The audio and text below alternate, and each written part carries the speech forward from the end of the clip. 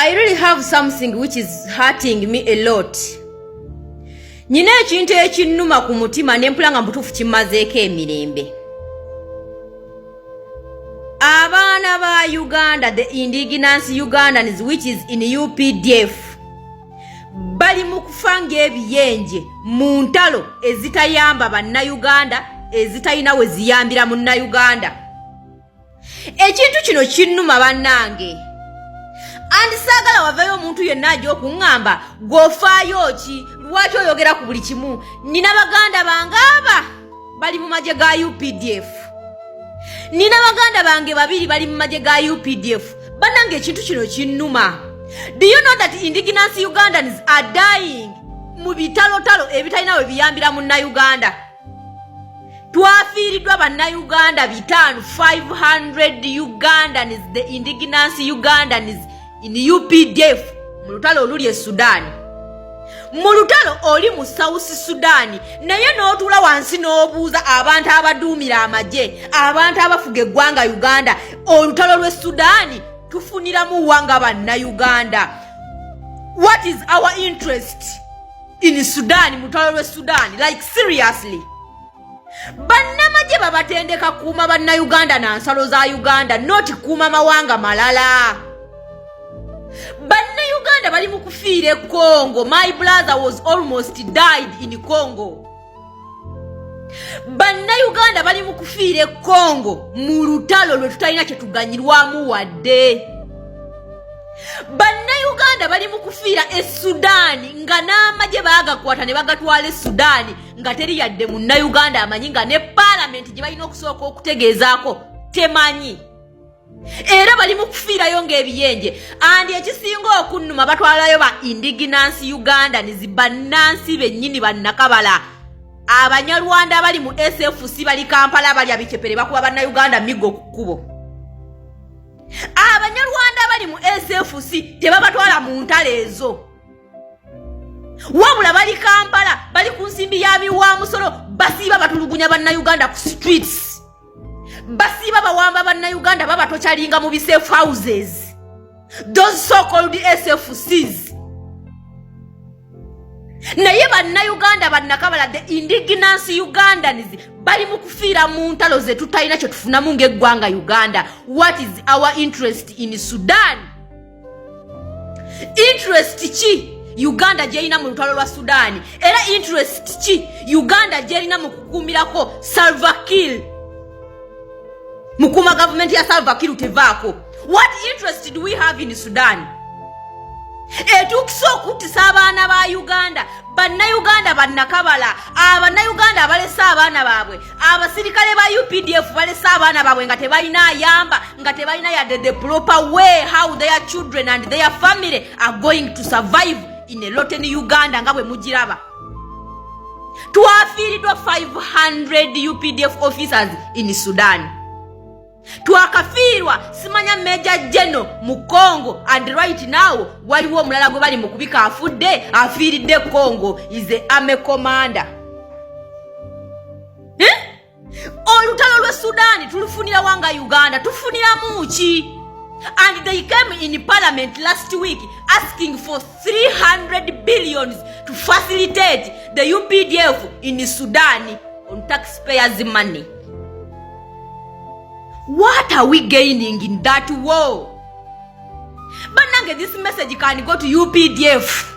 UPDF, the indigenous Ugandans in UPDF. Entalo ze mulwana batata baganda bafe banyinaffe muzifunira muluddawa era muzifunamu ki? Is those wars your responsibilities to fight? Entalo ezo responsibility ya mwengaba na UPDF okuzirwana. These people, they are just taking our brothers and sisters outside the country in stupid wars. Just kubanga bagala babayite ba superpower of Africa.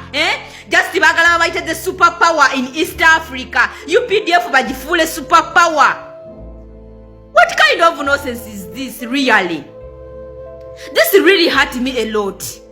This really hurt me a lot. And the reason why it is hurting me a lot, because I have my two brothers, my two elder brothers in UPDF. One was almost died in Congo. nothing. They are just fighting for nothing. Buchabalwane Congo, tufunye muchinga bana Uganda. What interest do we have in Congo? What interest do we have in Sudan? Just use simple logic as a UPDF officer. Just use a simple logic. Why are you dying for nothing?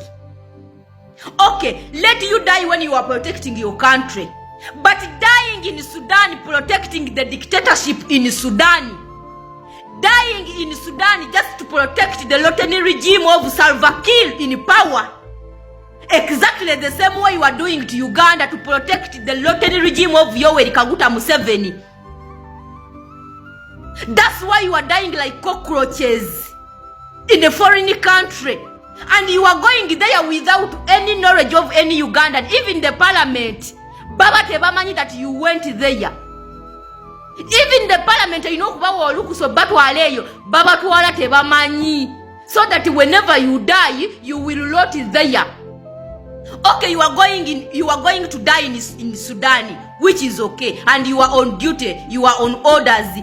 Is your family going to survive in Uganda after your death?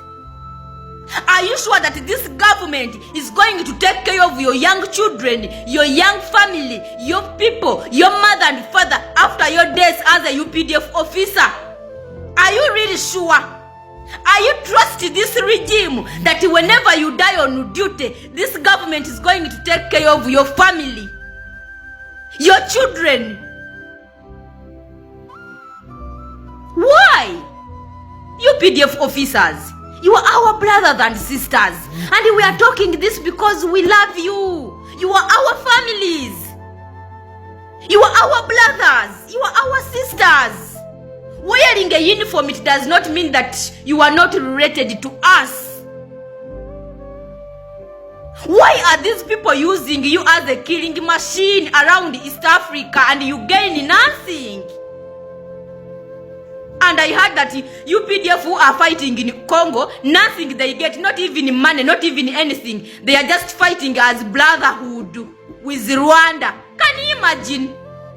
You die for nothing, and you are not even sure that your family are going to survive in this regime. If the government is going to take care of your family after your death, on duty, so-called duty, whatever you call it.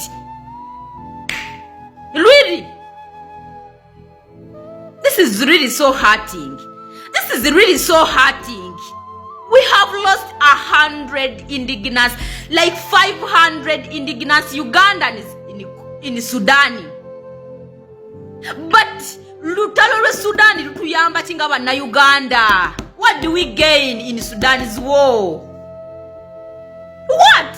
Like seriously? And those people who are dying are indigenous Ugandans. Bana Uganda banakabala bebatwala ku mission ebye byekisiru, those deadly missions.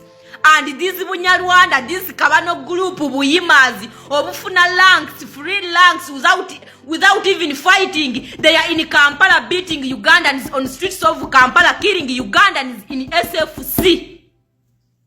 But the indigenous Ugandans are dying like cockroaches in Congo, in Sudan, in Somalia.